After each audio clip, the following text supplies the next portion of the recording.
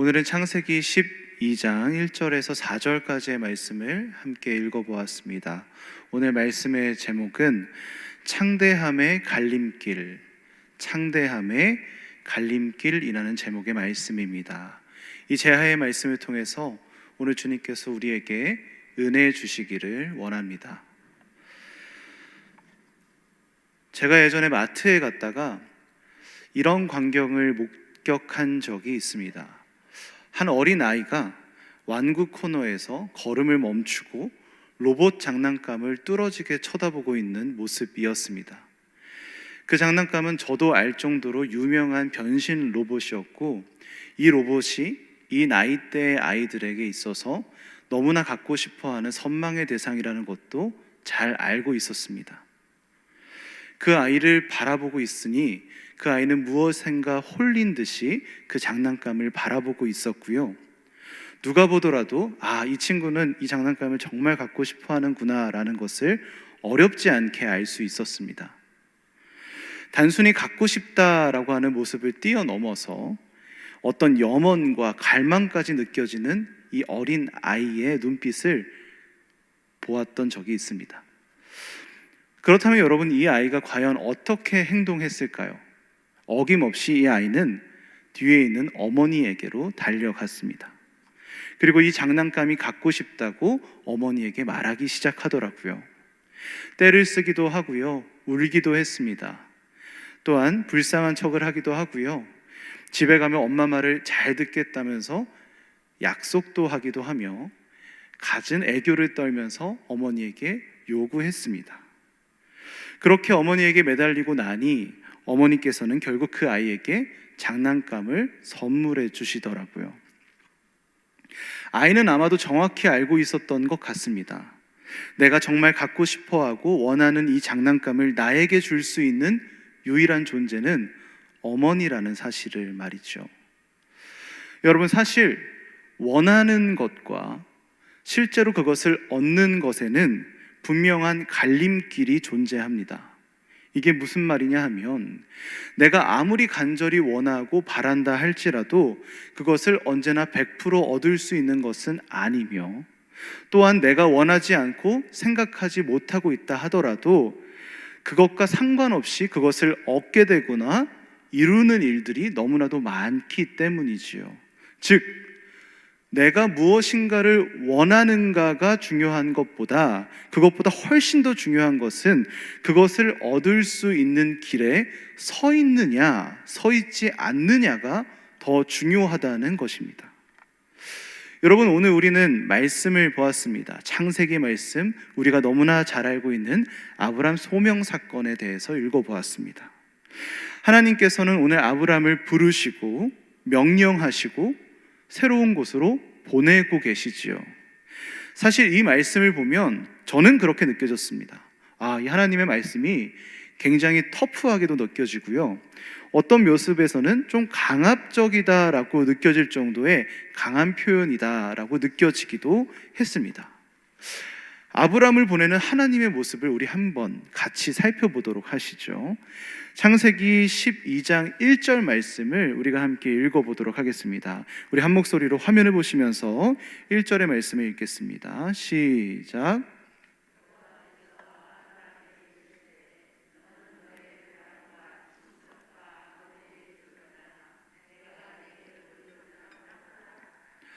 여러분, 여기서 기록된 동사는 두 가지입니다. 무엇입니까? 떠나라라고 하는 동사와 가라라고 하는 동사입니다. 동급의 동사로 쓰이고 있고요, 이 두 개의 동사는 동일한 의미로 사용되고 있습니다. 모두 하나님께서 아브람에게 원하시는 것으로서 아브람이 지금 있는 곳, 지금 있는 집, 터전을 떠나서 새로운 곳으로 이동할 것을 원하는 하나님의 마음이 느껴지지요. 그러한 의미로 하나님께서는 이 두 가지의 동사를 사용하셨습니다. 하지만 그냥 사용하신 것이 아니라 이 두 개의 동사는 명령어로 기록이 되어 있습니다. 즉, 하나님께서는 오늘 아브람에게 이렇게 말씀하시는 거죠. 아브람, 너는 지금 떠나라, 너는 지금 가라, 이렇게 강하게 말씀하시는 겁니다. 여러분, 이 말씀을, 하나님의 음성을 아브라함의 입장에서 한번 생각해 보십시오. 하나님의 명령이긴 하지만 아브라함 입장에서 이것을 쉽게 받아들일 수 있었을까요? 이것을 듣기가 쉬웠을까요? 그렇지 않았을 겁니다. 이것은 매우 어려운 일이었을 거예요. 왜 그런지 당시의 시대상을 한번 살펴보시죠. 이 창세기 시대는 부족 생활을 하던 때였습니다. 가족과 가족이 모여서 하나의 집단을 이뤘고요. 그 집단의 터전과 그 모여있는 집단의 수가 자신을 지킬 수 있는 최후의 그리고 최선의 방어막이었습니다. 힘이 약한 부족은 힘이 강한 부족으로부터 공격을 당하게 되고, 힘이 약한 부족은 힘이 강한 부족에게 자신의 것을 빼앗기는 일이 비일비재하게 일어났습니다. 즉, 강한 부족, 강한 집, 가장 강한 터전을 갖고 있는 것이 당시의 시대상에 살아갈 수 있는 유일한 생명이요 힘이었다는 뜻입니다. 여러분, 아브라함은 어떻습니까? 오랜 기간 동안 아버지로부터, 그 아버지의 아버지로부터, 또 그 아버지의 아버지로부터 이어져 내려오는 집안의 힘을 이어받지 않았습니까?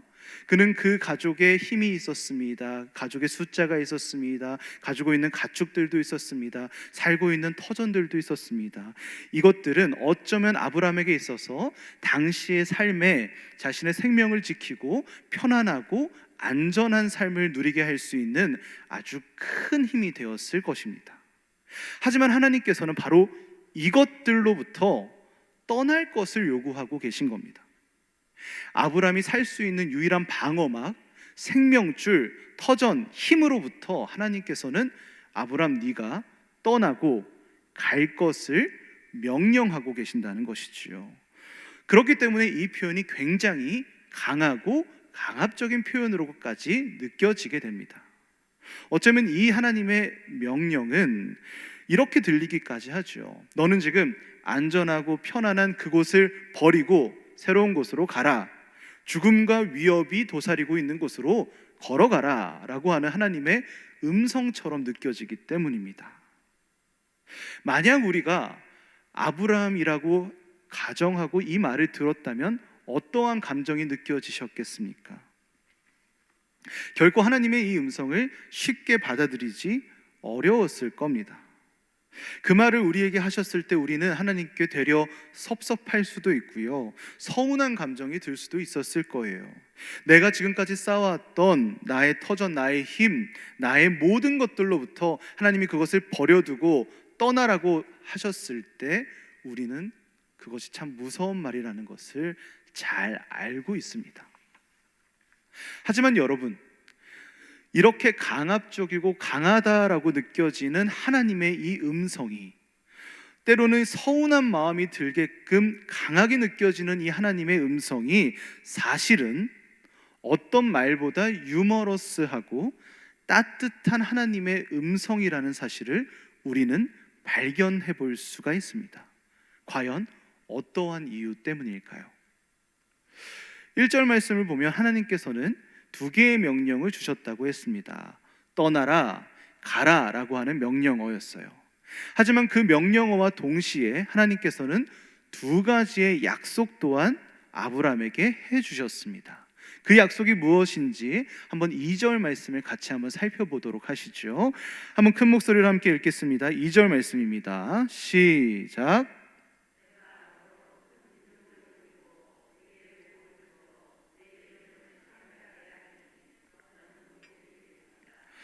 여러분, 여기서 보시면 하나님께서 아브라함에게 두 가지 약속을 주시는데 어떠한 약속을 주십니까? 첫 번째 약속은 무엇입니까? 내가 너로 큰 민족을 이룬다라는 약속이었고요. 두 번째 약속은 무엇이었습니까? 내 이름을 창대하게 하겠다라고 하는 약속이었어요. 하나님께서는 아브라함에게 다소 강한 표현인 떠나고 가라라고 하는 명령을 하셨지만 동시에 내가 너를 큰 민족을 이루고 네 이름을 창대하게 하겠다는 약속 또한 동시에 주고 계신 것이지요. 사실 여러분, 이 두 가지의 약속은 내용상 동일한 약속이라고 볼 수 있습니다. 두 개 모두 민족과 이름을 크게 하겠다, 번성하게 하겠다는 그런 확대성의 의미를 담고 있기 때문이죠. 그런데 저는 사실 어릴 때 하나님의 이 두 가지 약속을 보면서 좀 뜬금없다는 생각을 하곤 했습니다. 어릴 때 성경을 읽으면 특히 이 이름을 창대하게 하리니 라고 하는 이 약속이 과연 아브라함에게 어떤 의미가 있을까라는 질문을 하게 되더라고요. 그렇지 않습니까? 하나님께서는 아브라함에게 지금 네가 갖고 있는 모든 것을 버리고 떠나라 라고 명령하셨습니다. 그것은 단순히 내가 가지고 있는 것을 버리는 것뿐만 아니라 나의 안정과 나의 생명을 유지하는 그 모든 것을 버리고 죽음과 위협 앞으로 나아가라는 표현이라고 말씀드렸었지요. 그렇다면 이러한 과정에 이름이 크게 되는 것이 무슨 의미가 있을까라는 생각이 드는 겁니다. 나는 이제 죽음과 위협 앞으로 걸어가게 될 터인데 나의 이 여정은 참 위험한 길이 될 텐데 그 위협 앞에서 내 이름이 커지는 게, 내 이름이 창대하게 되는 것이 무슨 도움이 되느냐는 말입니다. 그래서 저는 어릴 때 이 표현이, 이 약속이 좀 뜬금없고 의미가 없지 않나라는 질문도 하게 되었습니다. 하지만 여러분, 바로 이 지점에서 하나님의 큰 뜻이 무엇인지, 하나님의 섭리가 무엇인지를 우리는 발견해 볼 수 있습니다. 하나님께서 지금 아브라함에게 너의 이름을 창대하게 하리니 라고 약속하셨어요. 이 아브라함에게 하신 이 약속의 표현은 사실 언어 유희입니다. 우리가 읽었던 말씀은 12장 아브라함 소명 사건인데, 이 12장 앞에는 11장 그리고 매우 중요한 사건이 등장합니다. 여러분 무슨 사건인지 기억하시나요? 11장에는 바로 바벨탑 사건이 등장합니다. 바벨탑 사건과 아브라함의 소명 사건은 이렇게 맞닿아 있는 이야기라는 의미입니다. 즉 아브라함의 소명 사건을 이야기하실 때에는 분명히 바벨탑 사건의 이야기가 관련이 있다는 것을 우리는 추측해 볼 수 있는 것이죠. 과연 어떠한 의미가 있겠습니까? 우선 여러분, 바벨탑 사건은 사실 아브라함의 소명 사건과 맥락상 굉장히 닮아 있습니다.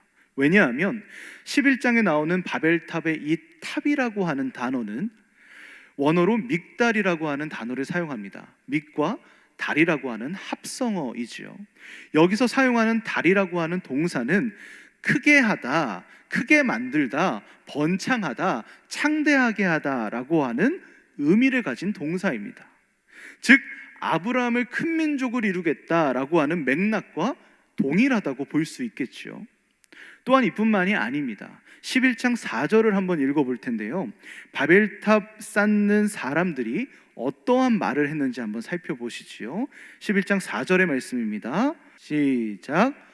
또 말하되 자 성읍과 탑을 건설하여 그 탑 꼭대기를 하늘에 닿게 하여 우리 이름을 내고 온 지면에 흩어짐을 면하자 하였더니 라고 하고 있습니다. 여러분, 이 표현을 현대인의 성경으로 다시 한번 읽어볼 텐데요, 제가 한번 읽어드리도록 하겠습니다. 이때 들으실 때는 우리 이름을 내고라고 하는 이 표현이 어떻게 변하여 있는지 한번 살펴보도록 하시죠. 현대인의 성경입니다. 제가 한번 읽겠습니다. 그들은 또 자 성을 건축하고 하늘에 닿을 탑을 쌓아 우리 이름을 떨치고 우리가 사방 흩어지지 않도록 하자 하고 외쳤다. 여러분, 이 현대인의 성경을 보면 우리 이름을 내고라고 하는 이 표현이 어떻게 바뀌어져 있습니까? 우리 이름을 떨치고라는 표현으로 바뀌어져 있죠. 우리 이름을 떨치고입니다. 이 표현을 기억하시면서 다시 한번 우리가 읽었던 본문 말씀으로 돌아보도록 하겠습니다. 12장 2절 말씀을 다시 한번 읽어볼 텐데요, 역시 현대인의 성경으로 한번 읽어보도록 하겠습니다. 이번엔 같이 한번 읽어보시죠. 읽겠습니다. 시작. 내가 너를 큰 민족의 조상이 되게 하고 너를 축복하여 내 이름을 크게 떨치게 하겠다. 여러분, 여기서 사실 우리 개역 개정은 이름을 창대하게 하리니 라는 표현으로 기록이 되어 있는데, 이 현대인의 성경에서는 어떻게 기록이 되어 있습니까?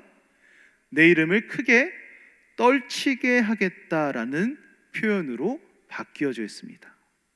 자, 여러분, 11장 바벨탑 사건에 나오는 표현과 12장 아브람 소명 사건에 나오는 표현 중에 공통적으로 등장하는 표현이 바로 무엇입니까? 찾으셨습니까? 그렇습니다. 바로 이름을 떨친다는 표현입니다. 이 두 표현은 원어적으로도 동일한 표현으로 완전히 같은 말이라고 볼 수 있습니다. 즉, 하나님께서는 11장 바벨탑 사건에서 너의 사람들이 이름을 떨치게 하겠다라고 하는 이 표현을 사용하신 후에 하나님께서는 곧바로 정확하게 아브람 소명 사건에 그 표현을 똑같이 또다시 사용하고 계신 것이죠. 여러분, 즉 무슨 의미겠습니까? 11장 바벨탑에서 사람들이 원하고 사람들이 성을 쌓으면서 갖고 싶었던 행동과 그 결과와 12장에 하나님께서 아브람에게 주시고자 했던 것은 그 결과값이 동일하다는 뜻입니다. 11장 사람들의 목적과 12장 하나님의 목적이 같다는 말이고요, 11장 사람들의 목표와 12장 하나님의 목표가 똑같다는 말이에요. 똑같이 이름을 떨친다, 그것이 목적과 목표였다는 뜻입니다. 다만 그 공통점 중에 차이점은 무엇입니까? 그것을 하는 주체가 다르다는 것뿐입니다. 하나는 성을 쌓는 사람들, 자기 자신이 주체였고요, 다른 하나는 무엇이었습니까? 하나님이 주체셨습니다. 여러분, 우리는 여기서 하나님의 큰 뜻을 발견할 수 있습니다. 하나님께서는 정확하게 11장에 자신의 이름을 창대하게 하려는 자들, 즉 자신의 의지와 자신의 계획대로 자신의 이름을 크게 만들려고 했던 자들의 행동을 막으시고 흩으셨습니다. 그들의 이름이 크게 되는 것을 못하게 하셨습니다. 이것만 보면 하나님께서 사람들의 이름이 크게 되는 것을 싫어하시는가 라고 생각을 할 수도 있지요. 하지만 그렇지 않습니다. 곧바로 12장에 하나님께서는 아브람을 불러서 아브람, 너의 이름을 창대하게 하겠다, 너의 이름을 크게 떨치겠다, 너의 이름을 아주 크게 만들겠다라고 약속하고 계신 겁니다. 즉, 하나님의 관심은 우리의 이름이 크게 되고 창대하게 되는 것, 또 그렇지 않은 것에 있지 않습니다. 하나님의 목적은, 하나님의 관심은 우리의 이름이 크게 되는 것이 아니라 다른 것에 있다는 것을 우리는 발견할 수 있는 것이지요. 하나님이 중요하게 생각하시는 것, 하나님이 주안점으로 여기시는 것은 바로 다른 것입니다. 무엇입니까? 그것은 바로 우리 인간들이, 사람들이 주체를 누구에 두고 살아가느냐, 하나님의 관심은 거기에 계셨습니다. 하나님은 아브람을 불러 명령하시고 복을 약속하셨습니다. 그 내면에는 사실 그것보다 훨씬 더 큰 하나님의 섭리가 담겨져 있지요. 바벨탑을 쌓던 사람들은 자신들의 이름을 스스로 크게 하려는 욕심이 있었습니다. 그들에게는 기술도 있었고요, 그들에게는 능력도 있었습니다. 그래서 그들은 바벨탑을 쌓는 것이 자신의 이름을 크게 하는 가장 합리적이고 빠른 길이라고 여겼습니다. 그래서 그 일은요, 자신들의 의지였고 자신들이 주체가 되었습니다. 여러분, 결국 그들은 그들의 이름을 창대하게 만들지 못했습니다. 기술도 있었지만, 능력도 있었지만, 탑을 쌓고 있는 힘도 있었지만, 결국 그들은 그들이 원하는 것을 이루지 못했습니다. 반면 여러분, 아브람은 자신의 의지가 아니었습니다.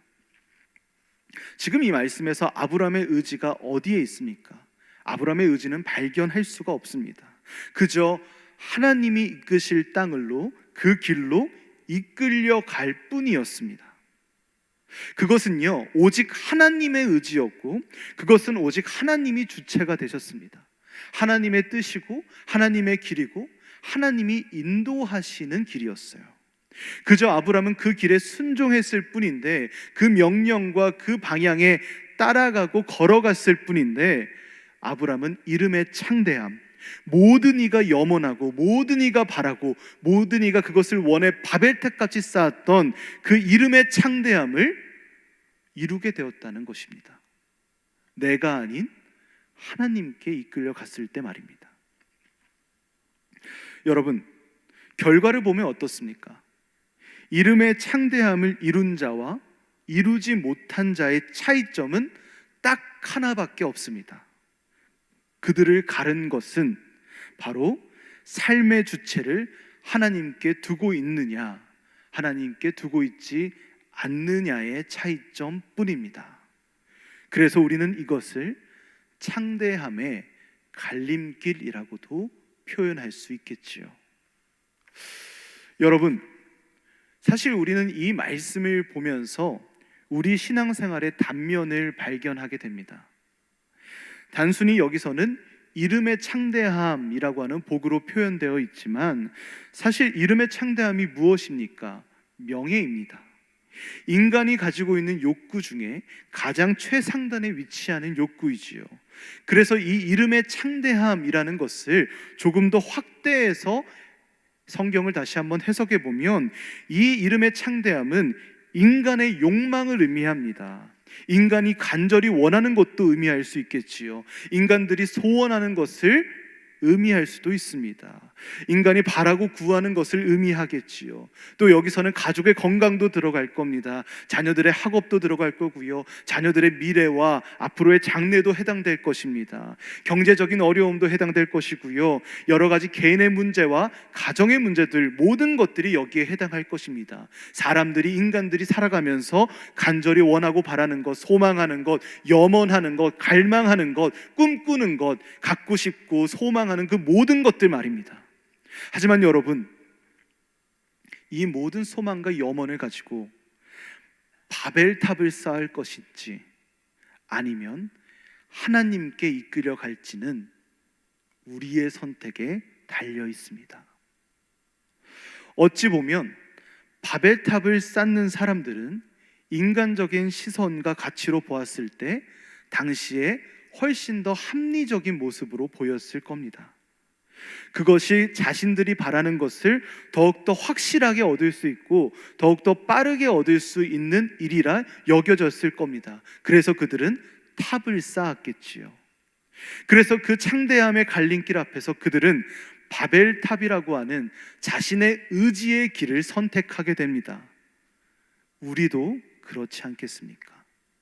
우리도 신앙생활을 하면서, 우리도 인생의 여정을 걸어가면서 창대함의 갈림길 앞에서 내가 원하고 소망하고 염원하고 갈망하는 그 모든 것들 앞에서 결국 내 자신의 의지와 나의 힘과 나의 능력과 나의 계획을 따라 그 길을 선택할 때가 얼마나 많겠습니까?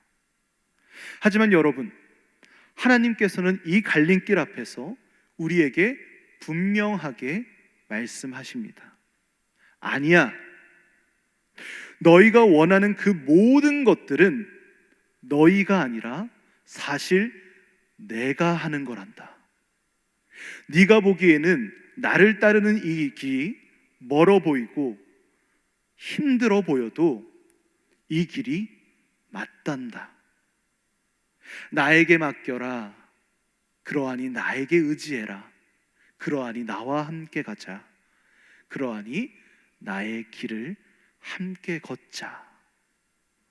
하나님께서는 지금 명확하게 아브람과 그리고 우리에게 이 명령을 하고 계신 겁니다. 하나님의 길을 걸어가길 원하시면서 말입니다. 마트에서 만났던 어린아이와 어머니의 이야기를 다시 한번 생각해 봅니다. 그 아이는 로봇 장난감을 너무나 갖고 싶어 했습니다. 그 아이의 염원하고 갈망하고 소망하는 것이 그 장난감이었습니다. 여러분, 이 아이가 장난감을 가질 수 있는 방법은 사실 두 가지였습니다. 무엇입니까? 하나는 자신의 생각과 의지대로 그 보이는 장난감을 집어 나오는 겁니다. 다른 하나는 무엇입니까? 아까 우리가 나눠보았듯 어머니에게 달려가는 길이었습니다. 만약 이 아이가 첫 번째 방법대로 자신의 손에 장난감을 쥐고 나왔다면 이내 그 장난감을 빼앗기고 말았겠지요. 사실 그 아이에게 가장 빠르게 장난감을 얻는 방법처럼 보이지만 사실 그 방법은 절대로 장난감을 얻을 수 없는 방법이었습니다. 하지만 여러분, 이 어린아이는 분명하게 알고 있었습니다. 내가 원하고 내가 소망하는 이 장난감을 나에게 줄 수 있는 유일한 존재는 어머니라는 사실을 말입니다. 그래서 그 아이는 어머니에게 달려가는 길을 선택합니다. 어쩌면 그 아이에게 있어서 어머니에게 달려가는 그 길은 장난감과 멀어지는 선택인 것처럼 보이지만 결과적으로 그 아이는 어머니로부터 그 장난감을 받는 복을 얻게 되지 않았습니까? 사랑하는 여러분, 우리의 인생도 마찬가지입니다. 사실 우리는 매일매일 창대함의 갈림길 앞에 서게 됩니다. 그리고 연약한 우리는 매번 더 빨라 보이고 합리적으로 보이며 확실한 길을 선택하고 싶어 합니다. 마치 사람들이 바벨탑을 쌓았던 것처럼 말입니다. 우리가 연약하기에 그렇습니다. 그래서 우리도 매번 그 창대함의 갈림길 앞에서 무너질 수밖에 없는 바벨탑의 길을 선택하고 있을런지도 모릅니다. 사랑하는 광석교회 여러분, 이 창대함의 갈림길 앞에서 우리는 멀어 보이지만 힘들어 보이지만 하나님이 초대하시고 하나님이 불러주시는 길을 선택합시다. 하나님이 나의 삶의 주체가 되시는 길을 선택합시다. 하나님이 운행하시는 길을 선택합시다. 하나님이 인도하시는 길을 선택합시다. 하나님이 함께 하시는 길을 선택합시다. 하나님이 주인이 되시고 하나님이 인도하시며 하나님이 모든 것을 주관하시는 그 길로 우리의 발걸음을 옮겨 나아갑시다. 그 길을 선택하며 나아갈 때 분명히 기필코 하나님께서는 우리에게 그 창대함의 축복을 내려주실 것이기 때문입니다. 매일매일 그 창대함의 갈림길 앞에서 우리는 하나님이 부르시는 그 길을 선택하고 하나님의 의지에 따라 하나님과 함께 하나님과 동행하며 세상이 줄 수 없는 은혜와 풍성한 사랑을 누리며 그렇게 은혜의 길을 살아갈 수 있는 그 삶을 만끽하며 살아가실 수 있는 저와 사랑하는 여러분들 될 수 있기를 주님의 이름으로 간절히 축원합니다.